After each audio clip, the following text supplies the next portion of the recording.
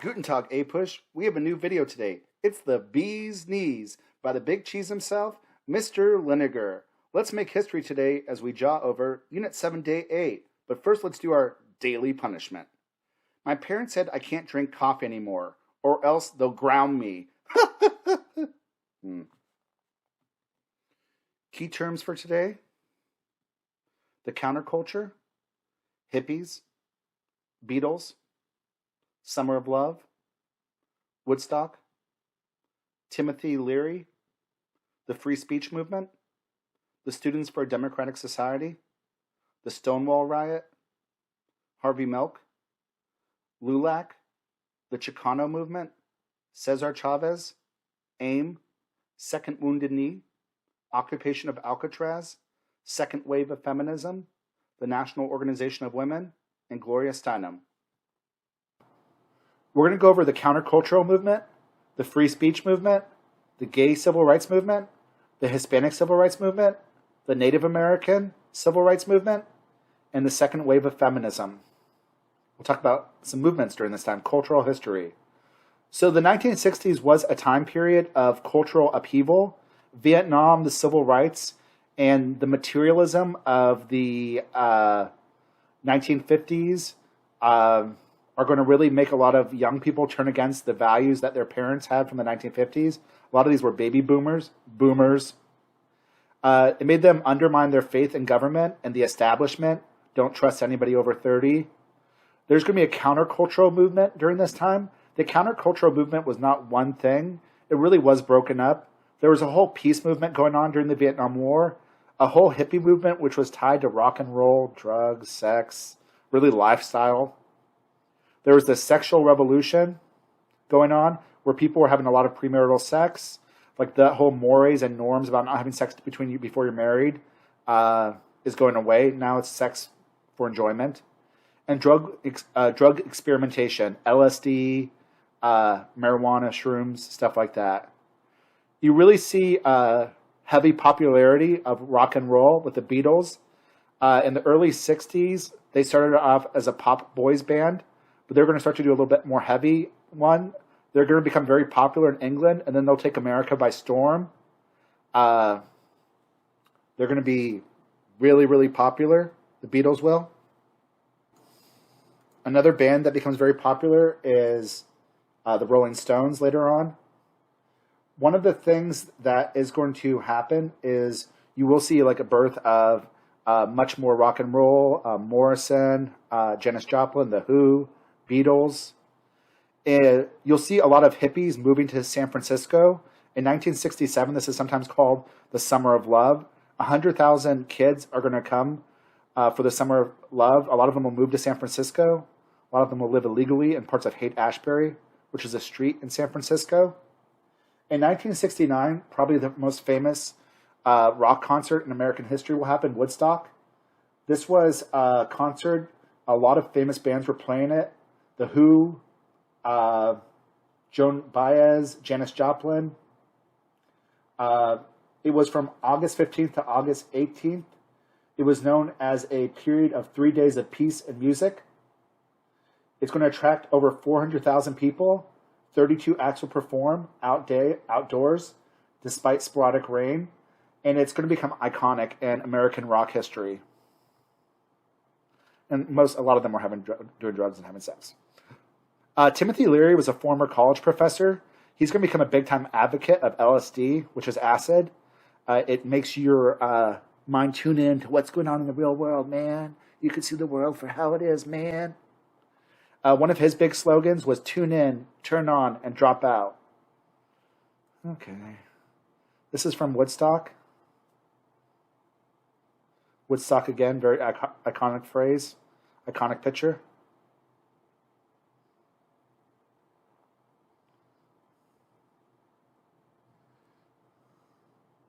There is no way that's a camera. I don't know what that is. This is the Beatles right there. This is when they became legends. Let's talk about the free speech movement.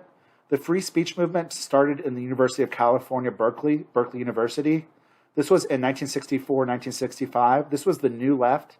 This was like the more liberal wing of the Democratic Party. The New Left, these were the people that were opposed to the Vietnam War. They were for civil rights. They were more likely to be hippies, free drugs, free sex. The free speech movement did not like how universities limited some speech. They censored some school newspapers. They're going to be influenced by this. What you're going to see, it starts in Berkeley, but it happens in other universities, is you'll see students taking over universities. They invade university halls. They seize the buildings where the president lives in the university, and they refuse to leave. There was actually some violence being used. This was definitely more radical.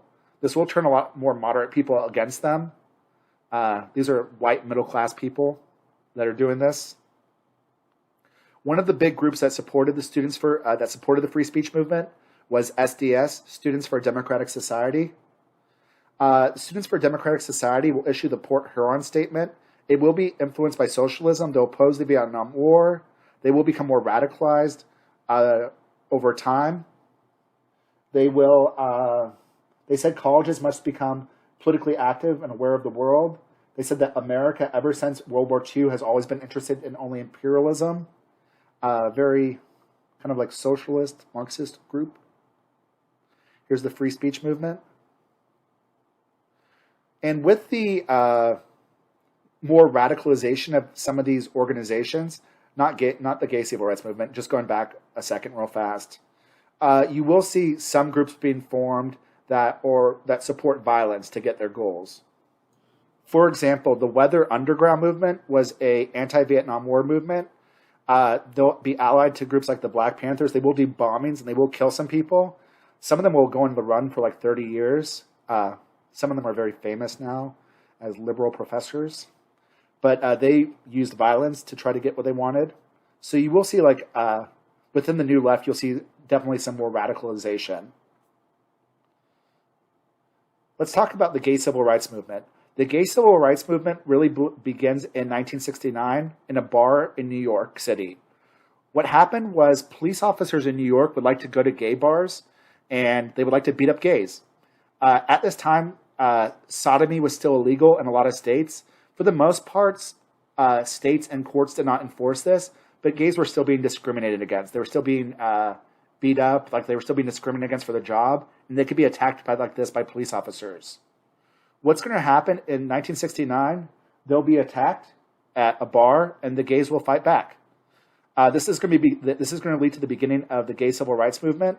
There's going to be organizations formed, the Human Rights Campaign, the National Gay and Lesbian Task Force, and they're going to start to push for equality for gay rights. In the late 1960s, the gay civil rights movement it wasn't about marriage. That doesn't happen until President Obama, or adoption. It was really we don't want to get beaten up by police. We don't want public discrimination for jobs and stuff like that. One of the big heroes of the gay civil rights movement was Harvey Milk. He was a member of the San Francisco Board of Supervisors, one of the first openly gay people elected into a public office. He lived in Castro Street in San Francisco, which is a gay area. He served for 11 months in office, during which time he sponsored a bill banning discrimination in public accommodations, housing, and employment on the basis of sexual orientation. And it will pass. So it's a really important bill for gay rights. He will be assassinated by 1978 by Dan White. Dan White was a homophobe, but really Dan White assassinated him because he was upset because he lost his position, just really for a stupid reason. By 1980, the Democratic Party supported gay equality in their platform. Gay Liberation Front. There's Harvey Milk. Let's talk about Hispanic civil rights. So the Hispanic civil rights, their movement broke up into two organizations similar to the African American civil rights. The LULAC, the League of United Latin American Citizens, was the more moderate group. They wanted to end ethnic discrimination. They wanted to do this peacefully through nonviolence. They're similar to the SCLC and the NAACP, the mainstream groups.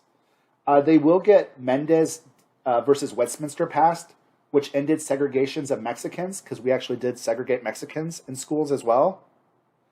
There will be a more radical group, the Chicano movement. This is kind of like the Black Panthers. They they rejected assimilation. They wanted ethnic solidarity, brown power. They were influenced by the Black Panthers, anti-war. They did student walkouts, political activism. One of the other leaders of the Hispanic civil rights is Cesar Chavez. He was a labor leader. He's going to found the National Farm Workers Association. He pushed for more rights and better pay for migrant workers, both documented and undocumented. There's Chicano movement. Cesar Chavez. Let's talk about the Native American civil rights movement. The big organization for Native American civil rights was the American Indian Movement, AIM. This was in 1968. They pushed for conflict with the government, not necessarily violence, but like symbolic violence. So, for example, they seized Wounded Knee. If you remember from the Gilded Age, Wounded Knee is where where the army fired on some Native Americans who were doing a ghost dance. So they seized Wounded Knee for symbolic value. They'll control the town for 71 days. Eventually, some police officers will go there. They'll be shot. This will lead to violence, and some of the people the Native American leaders will be killed. They call this Second Wounded Knee. Another example of something symbolically they did was they seized Alcatraz. Alcatraz was originally a Native American island. After that, it became a prison area by San Francisco. By the time they seized it, it was like a tourist area. It was no longer a prison area. They actually seized and occupied Alcatraz for 2 years. 89 Native Americans seized it. They will leave after 2 years because the Californians will shut off power, electricity, and water there. And really they'll be starved out. But we don't send the army in. There's no violence there. One of the interesting things is last time I went to Alcatraz, one of the tour guides there was actually one of the people that occupied Alcatraz. This is the American Indian Movement. This is after the Second Wounded Knee massacre. This is them in Alcatraz. Lastly, let's talk about the second wave of feminism. The first wave of feminism was 1848 to 1920. This focused on more political equality. This is right to vote. The second wave of feminism was 1960s to 1980s. You could say it started with like Betty Friedan's feminine mystique against like the cult of domesticity. Really, for the second wave of feminism is they want some more political equality, like for adoptions, being able to get kids. Before this time, the man got the kids if there was divorce. But a lot of the demands in second wave of feminism is for economic equality, reproductive rights, and equal pay. In 1966, the major feminist organization, the National Organization of Women for Women, will be formed. There will be a lot of accomplishments that the second wave of feminism will do. They're pretty legit. For example, they get public use of contraceptives. They get it also where contraceptives were legal. States can't make law banning contraceptives. So women have reproductive rights. The one that allows for contraceptives, that was a Supreme Court case. It was called Griswold v. Connecticut. They get the right to abortion at that time, which was Roe v. Wade. They get Title IX, which is supposed to give equal funding for girls' sports in school. Because at this time beforehand, boys' sports got a lot more funding than girls. They got the Equal Pay Act, which was supposed to give equal pay for women and men for the same job. That is still not the case. Women still make 80 cents to the dollar to every dollar the man makes, so there's still a huge wage gap. And like I said before, they got Title IX. The real leader of this is Gloria Steinem for the National Organization of Women. Women will try to get an Equal Rights Amendment passed. The Equal Rights Amendment was meant to guarantee, as a constitutional amendment, equal rights for both men and women. But not enough states will support this. And we'll talk about why when we go into the 1970s. This is from one of the protests in the late 60s, early 70s. This is Freedom Trash Cans. One of the things they did in the second wave of feminism in the 1970s is women would burn their bras. They would burn their bras because the bra was a symbolic of male oppression. Men are telling women what to do with their body. They're forcing them to conform to gender stereotypes. So by burning your bra, you're liberating yourself. Si se puede. All right, kiddos. That was a stop down on some of the big civil rights groups during this time. We will continue with 1968 and the presidency of Richard Nixon next class. Until next time, deuces, yeah.